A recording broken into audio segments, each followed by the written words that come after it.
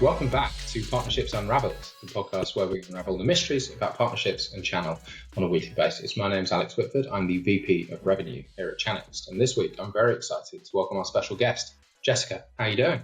I'm doing great, Alex. How are you? I'm excited. We're talking about my favorite topic, which is distribution and why distribution is awesome. Maybe for the uninitiated, you could give us a little bit of an introduction about who you are and what you do. I would love to do that. So, Jessica McDowell. I lead North America marketing and digital customer success at TD SYNNEX. So I'm responsible for our strategic go-to-market, partner enablement, all the marketing efforts and events in the region, and also a really strong focus on digital in terms of the customer journey. What does that mean? How do we create a great digital experience? And before I stepped into the marketing role, I led our security and networking business for about a decade, where I was responsible for business development and vendor management really across those two technology sectors. Awesome. Now, that is a complicated remit looking after your sort of digital scaling strategy. And we spent a lot of time spinning up a conversation around where distribution has been, where it's headed. I think often it was pick, pack and ship. That's what Disty does. That's not your vision for where distribution is today or even where it's headed. Talk me through it. Couldn't agree more. Years and years, distribution was all about operations and logistics, right? How soon can you get it to me? What's my price? How can you help me scale in that manner? But it's evolved, and it's evolved quite significantly. And I think really the ideal distributor over the next 5 years is going to be an enabler and an augmenter and an engine for our partners, helping our partners to scale through services, helping our partners to keep up with the technology trends from an understanding and awareness standpoint. Technology is evolving at such a fast rate that it's difficult to keep up. It's hard to go and specialize and invest in every single one of those areas that's on the rise. And I think that's really where distribution steps in and helps. We help our partners scale. And I think additionally, we have a vast ecosystem that our partners can take advantage of. We've got relationships with thousands and thousands of vendors, and we're always looking for those strategic additions to our line card. So I think where distribution can help as technology evolves is to evaluate the technology, evaluate the partner programs, and bring the partners into the fold where it makes sense for them and their company, right? Not one size fits all. So it's a meet partners where they are approach. Yeah, I love it, right? I think distribution, I'm not sure whether it's by happenstance, by chance, by design, but I always find that I think his margins are just razor thin in distribution land. The requirement to innovate is there, right? It's not just, hey, we're going to make 20 points and life's gravy. That's just not distribution land. And so that sort of mandated focus to continue to find new areas. And I think from your perspective, it's how do we augment services? Absolutely. Love it. So I remember when you gave me your background and you went vendor management, sales, marketing. To be honest, that's weird. Talk me through why and how you made that transition. Well, being weird is fine. I'm okay to be weird. No, but I agree. It's not a very natural progression, but I got to tell you, looking back on my journey, I've been at the company 17 years. Looking back on my journey, I'm kind of really grateful and realizing how blessed I was. I say I grew up in the organization. And what I mean by that is I gained just deep institutional knowledge, industry knowledge. I learned the business from the ground up, right? I started in sales, then went to vendor management. Now I'm in marketing. And so what I think that allowed me to do was develop a lot of this cross-functional expertise. It allowed me to kind of create more of a holistic, strategic decision-making approach in general. I learned by doing. I understood the real challenges that were faced by our partners because I was there working through them, right alongside our team. So for me, stepping from all that sales, vendor management, now into marketing, I came into marketing with a really fresh mindset and perspective on marketing, but from the business side, right? How do we get more specific about results and what are we trying to drive?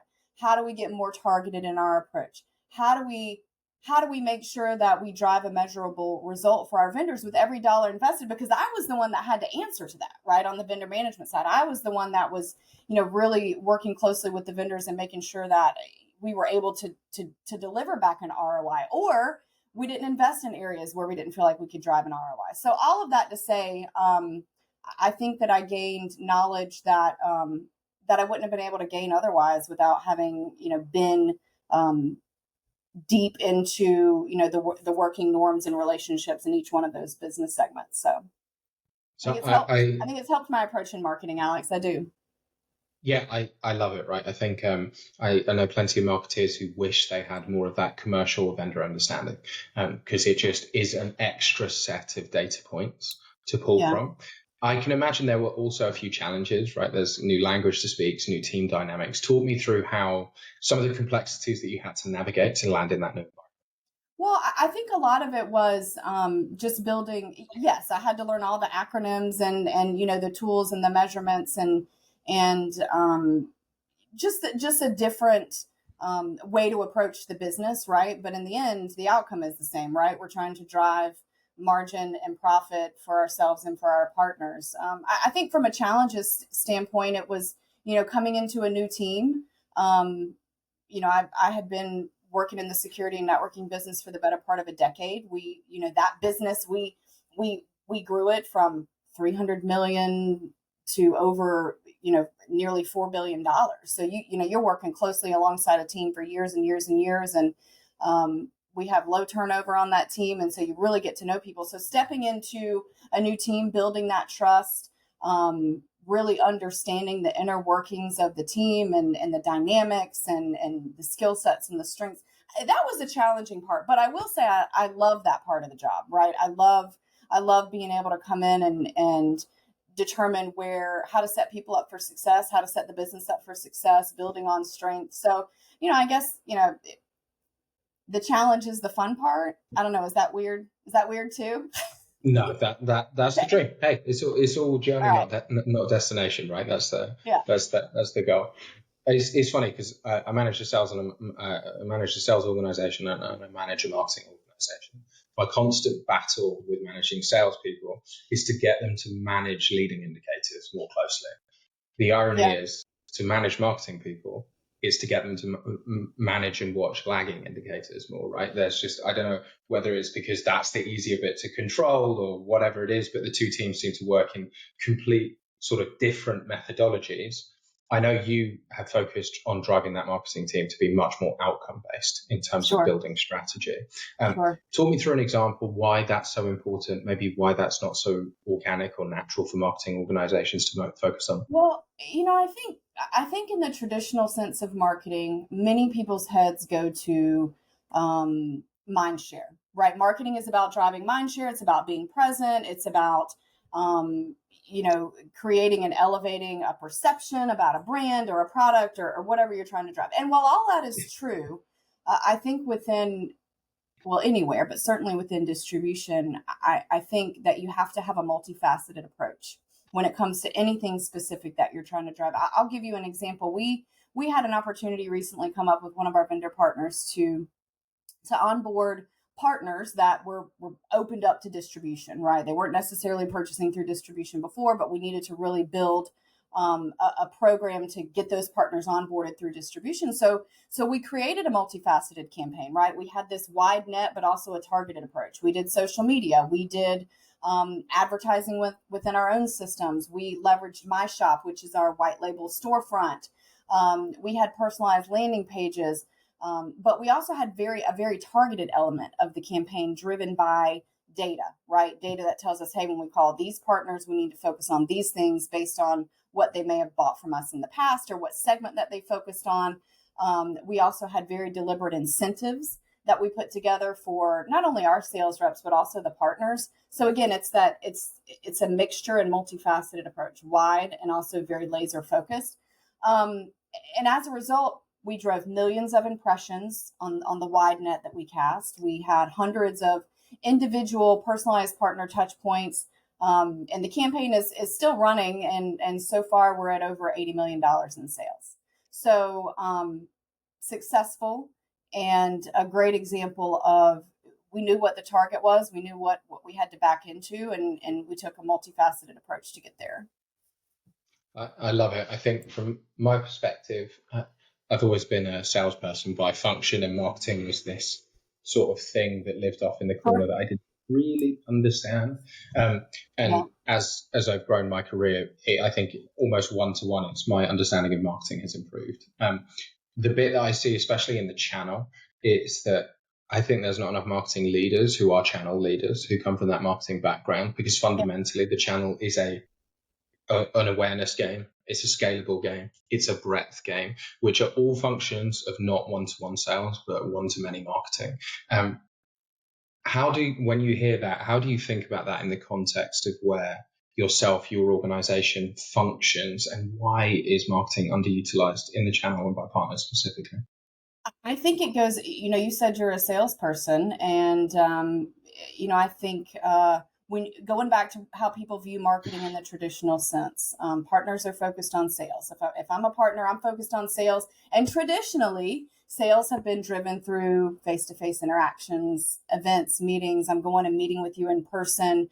We're building that rapport. And that's worked for years and years, and it's going to continue to work. But what I think that where we're seeing the biggest shift is the way that people buy and consume, the way that people consume information. So while that human element is still so essential, we've got a new generation of decision makers and a new generation of buyers. Millennial, Gen Z decision makers, they're seeking all their information digitally, right? So if you as a reseller or as a partner, if you're not visible where this new generation of buyers is going and consuming their information, you're not going to be part of the purchasing equation. So while you still need the human to human element, there's this whole new aspect that's coming into marketing, and it's digital. It's a digital customer experience. It's digital information consumption. So I think that's our job, is to help our partners see that shift, see where they need to invest, meet them. Going back to what I said earlier, meet them where they are on their journey. And focus on being enablers and augmenters, not only in terms of product and services skill set, but also in how helping our partners market, helping them get out into the channels that they need to be in, and visible where they need to be in order to grab the attention of this next generation of buyers. Yeah, I completely agree. I also, I think there is a maybe slightly combative part of me that just says, hey, if everyone's going left, you should probably go right. And if most of your competitors aren't marketing, that doesn't mean marketing doesn't work. It means they haven't made it work, and that's where your competitive edge lies. But I'd also layer on top of that, MDF exists. Brands aren't paying you to go and do face-to-face meetings, but they will pay you to do marketing. Does a particular story come to mind where you can think about a partner who's really sort of overperformed, done something different, and demonstrably grown their business? I think I don't know that I have one specific example, because again, we service partners from SMB all the way up to enterprise. So the needs are very different. What I will tell you though, what partners are coming and asking us for every day is, I need help marketing. They're coming to us. Can you give me a marketing consultation? I need more presence on my website. I need to be able to drive more traffic. I need to understand how SEO, search engine optimization, works. So we're getting those requests for marketing consultations, and we do that. So I think that partners are having success in many pieces and pockets, but it's those that are willing to think outside of the box and get outside of that traditional way of thinking that are really successful. Now, one of the things that I think is really complicated about the role that you're in is there is your two partner strategy, and then there's your through partner strategy. Those two things are wildly different. In fact, requires different reporting, different strategy, different creatives. But I know marketing as a service touching end users is being asked for. Why? Partners need help to scale. They need help to scale. And I think what I see is the amount of data that we have and our capabilities, we're only scratching the surface. And I think partners realize this.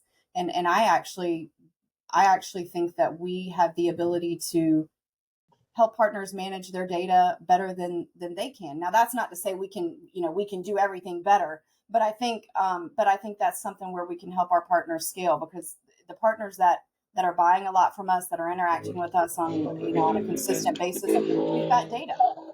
We know, we know what they're buying. We know their end users. We know where there's refresh and renewal opportunities.